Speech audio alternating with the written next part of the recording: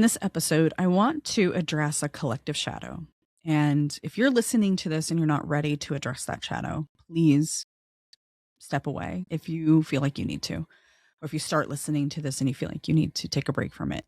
This is not something that everyone has to address right now.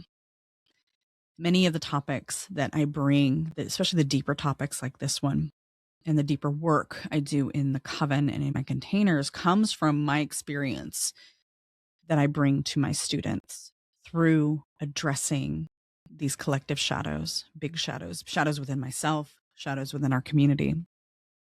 And they can often hit pretty hard. So if you're not ready for it, it's okay.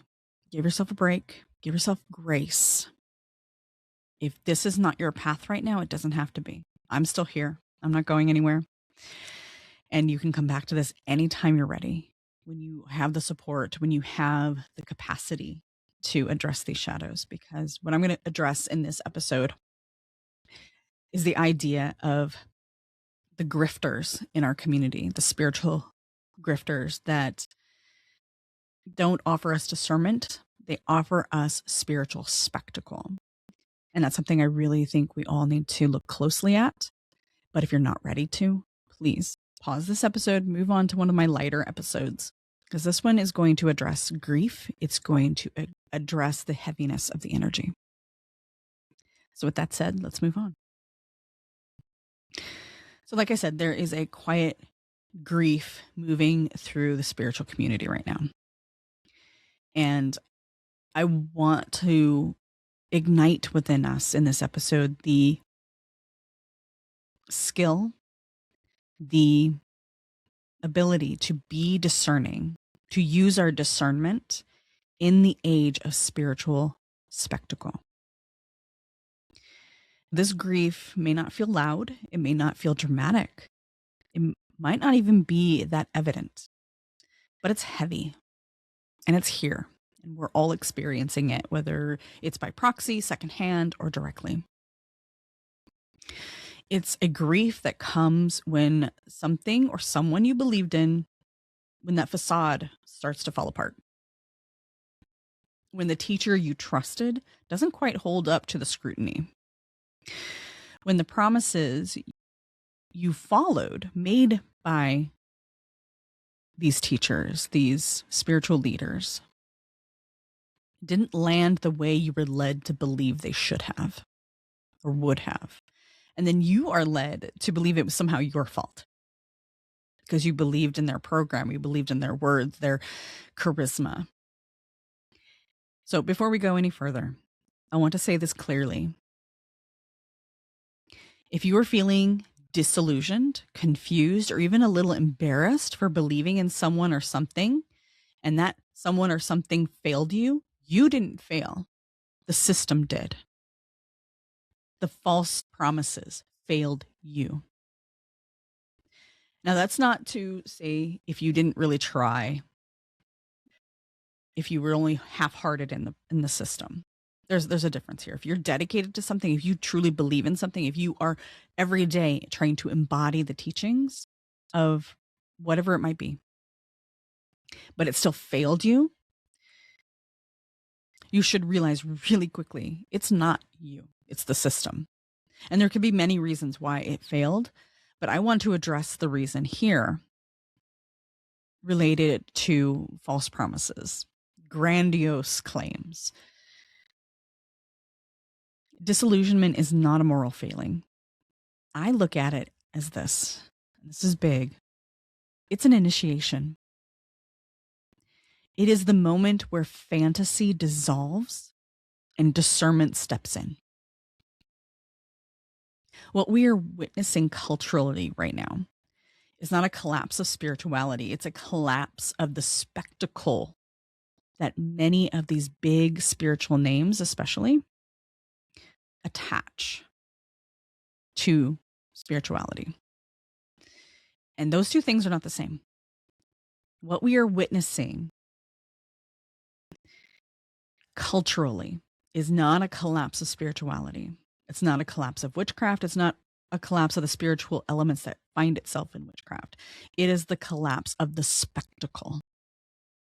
And the reason I'm addressing this as a spiritual element is because many of these things do find their way into witchcraft.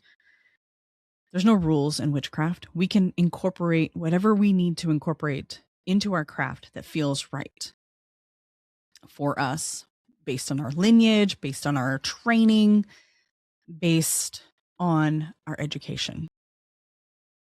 So that's why I'm addressing this here.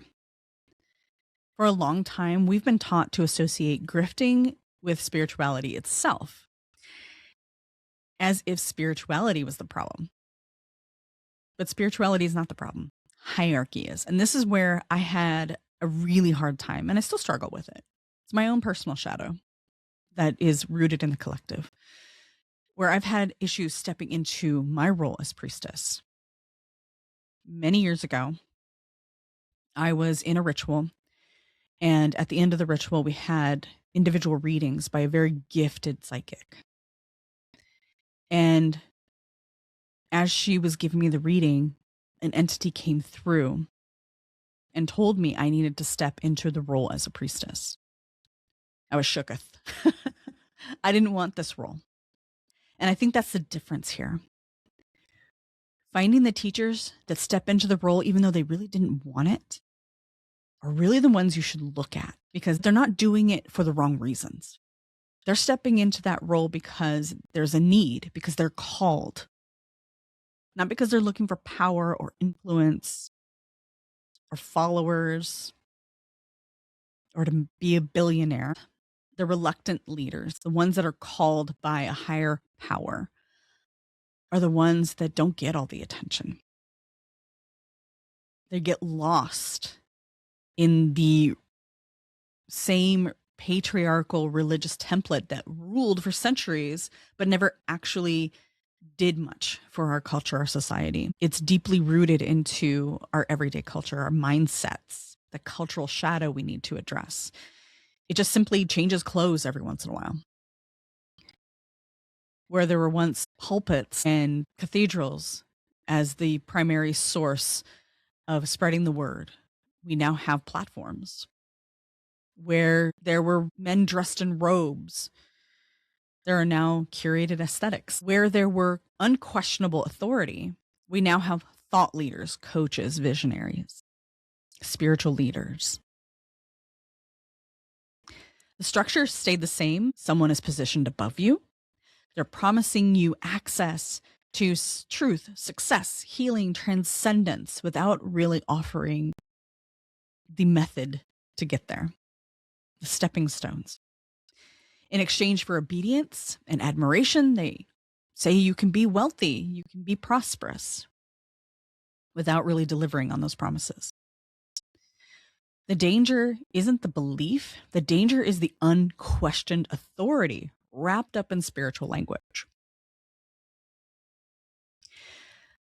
Let's slow this down because it's getting heavy and this matters.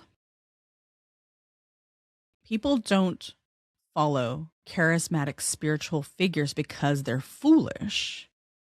They follow them because they're human. When the world feels unstable, we seek certainty. So if someone's out there preaching certainty, stability, we want that for ourselves. When life feels overwhelming, we seek someone who appears to have it all figured out, right? We want to model that. We want to check all the boxes and follow the protocol. Charisma feels like safety when we are dysregulated, when our nervous systems are shot. The illusion of certainty feels like truth when we are exhausted, sick, and depleted. And when someone comes at us with a beautiful aesthetic, confidence, charisma, and conviction, especially when they put on the front that they're living the life that we want, a life of freedom, opulence, spiritual elevation, it can feel like relief. It can feel like truth.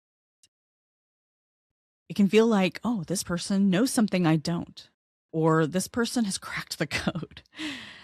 If I follow them, maybe I'll be okay too. That impulse is not weakness. It is a deep longing. It's a yearning that's valid. We yearn for safety, security, and certainty. But longing without discernment is where we begin to hand over our power, where we give it away. Here's where things get tender, but no less important. In our modern spiritual culture, many people aren't actually following teachers. They're following the lifestyle, the idea, the charisma of it, the draw. We are invited consistently to live vicariously through others. Think of magazines. Just look at the magazines with the airbrushed models and the beautiful clothes and the travel, the curated abundance, the aesthetic of enlightenment. It shows up everywhere. And here's the truth that doesn't get said enough. When we choose spiritual leaders based on charisma, perceived success, and opulence, we are not choosing leaders. We are choosing fantasies. Ouch, right? That one hurt me. It felt like a throat punch when I realized this. When this was downloaded in a meditation, not everyone can live the fantasy dream life that is portrayed in front of us. I want to say that again. When we choose spiritual leaders based on charisma, perceived success, and opulence, we are not choosing leaders. We are choosing fantasies. I hope that one didn't hit you as hard as it hit me, but it's truth nonetheless. The reality is, many of these people presenting these lifestyles did not build them under the same conditions as their audience, as you might. Often there's an unspoken scaffolding that's holding everything up for them. Maybe it's a financial safety net. Maybe they have a spousal income that supports them. Maybe they have an inherited stability, or they sold some assets that gave them an influx of income. Maybe they're free from certain caregiving responsibilities. Maybe they have years of support and networking before they ever go public. Erasing privilege from the story is making it seem like they just manifested it out of nowhere. And this conversation, this topic, came from a conversation I was just having with a friend who was really frustrated about her spiritual business not taking off. And she was running out of money, and she felt the need to revert back to her corporate jobs. And I had to remind her that she's comparing herself to someone else who had scaffolding underneath them, holding them up to ensure their success. Well, she started with bootstraps, the same way I started. I started the Witchwood Tea House with $1,000 that I got from doing some extra work for a friend. I didn't have $100,000 in the bank. I didn't have anything to fall back on. I had to work and build my business at the same time. I was working 7 days a week, 12, 16 hours a day. It was work. It didn't manifest out of nowhere. I built it, pulled myself up by my bootstraps and built it. And I wanted her to understand, and I want you to understand, that success is not always flow and ease.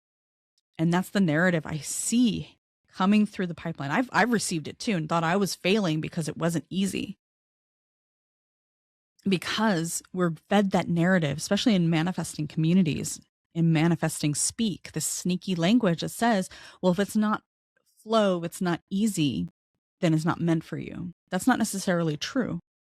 There are outside, external energies, influences that can make it hard. And if you don't have that safety net underneath you already, it's much easier to fall and have to pull yourself back up again.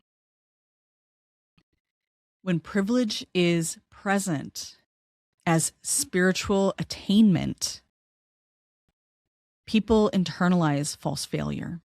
They believe, if I were more aligned, more devoted, more worthy, this would be my life too. And that belief quietly erodes our self-trust. So let's start by erasing privilege from the story. Recognizing that if you take that privilege away, potential for failure exponentially increases. And like I said, privilege itself is not the problem, but erasing that privilege from the story is. This is where we need to take a very clear look at the experience. This is where we need to make a very clear distinction. Not all retreats are the same. Not all spiritual gatherings are grifters. Wait. And in talking about spiritual events and that perception that someone is, where am I going with this? Okay. So this is where we need to make a very clear distinction. Not all retreats are the same. Not all spiritual gatherings are grifts. And there is a very big difference in the things we choose to incorporate into our practices that create transformation in our life. There is a difference between a spiritual vacation and an active working retreat. And this is where I think we get confused often. A spiritual vacation is designed to make you feel good. Maybe it will initiate some deeper changes. But often what happens is when you leave that retreat, when you head home, when you put your bags in your room and you unpack, that change leaves you. Where an active retreat is designed to stick with you. A vacation offers inspiration, where a working retreat offers you skills you can transfer into your daily life and use them regularly. And the question you should always be asking yourself when you are looking at experiences or looking at opportunities to engage with your favorite spiritual leader, witchcraft, priestess, one of the things that you should be looking at is, does this give me something I can actually live with and use daily on a Tuesday morning? If the answer is no, if this is not something you can repeat in your daily life, there's no real transformation there. It's just an experience. And that's not to devalue. And don't get me wrong. And don't get me wrong, I'm not trying to devalue the experience. These experiences can be very valuable. They can be transformative in the right containers with the right people, the genuine leaders, the people who are not just off doing their own thing while you're left to your own devices. They're leading you. They are not there for their experience. They are there for your experience. Because when the experience doesn't anchor itself, it fades. And this may surprise you. It may surprise you that the people doing the deepest work, the most legitimate spiritual work, are rarely the loudest. They're going to be kind of hard to find. They're not choosing to be noticed. They're not chasing a viral post on social media. They're not performing for enlightenment. They're building personas that connect. They're not building personas for constant consumption. They're doing the work quietly, consistently, behind the scenes, in their communities, in classrooms, in circles, within their covens and lineages. You often won't find them on your algorithm because they don't produce content to be consumed. At least not enough of it for the algorithm to care. You will find them often in well-vetted spaces. High quality conferences, serious trainings, active retreats where the speakers are vetted, not just popular. And these are spaces where the teachers walk the talk. The knowledge they offer is tangible and transferable. There's no gatekeeping behind vague language or false promises. Questions are welcomed and not deflected. These gatherings are not passive, they're immersive, they're demanding, they're collaborative. Think less spiritual vacation and more like Hogwarts in a weekend. In these containers, in these spiritual places, you are actively working, you are learning, you're practicing, you're connecting, you're creating friendships. And that's important. It's important to notice what happens in these spaces. You get to meet the practitioners. You get to talk with them. You get to sit and have a meal with them. You can see how they move, how they teach, how they respond, how they hold responsibility. And just as important, you meet others on the path. You make friends, you build community. And that's how real spiritual lineages form. Through lived experiences, not performances, not curated, beautiful, surface level experiences. You're at the threshold as we recognize our discernment as responsibility. And here's where I want to pause and name the threshold we're standing at. Discernment is not about being cynical. It's not about tearing people down. It's not about distrusting everyone. It's about maturity. It's about learning to ask better questions, to look closer, to choose teachers who empower you rather than enchant you. It's about selecting spaces where you can build your capacity and not your dependency on a leader or a teacher.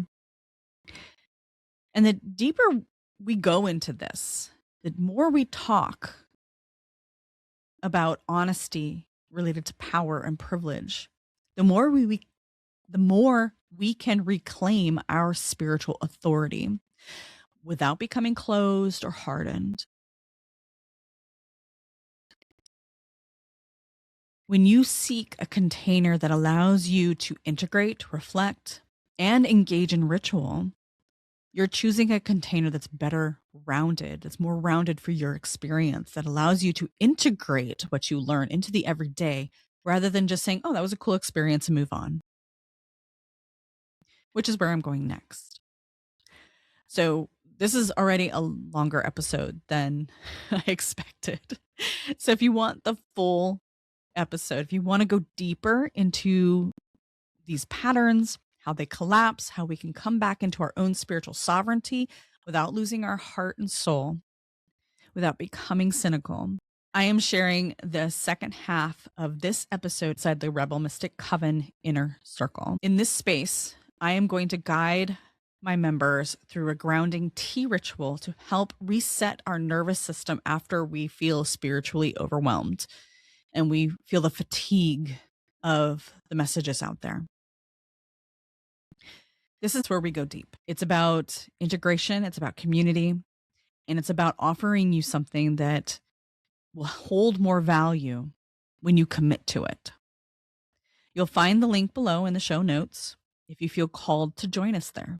No pressure. Or you can visit leandrawitchwood.com to learn more about the coven and what we offer.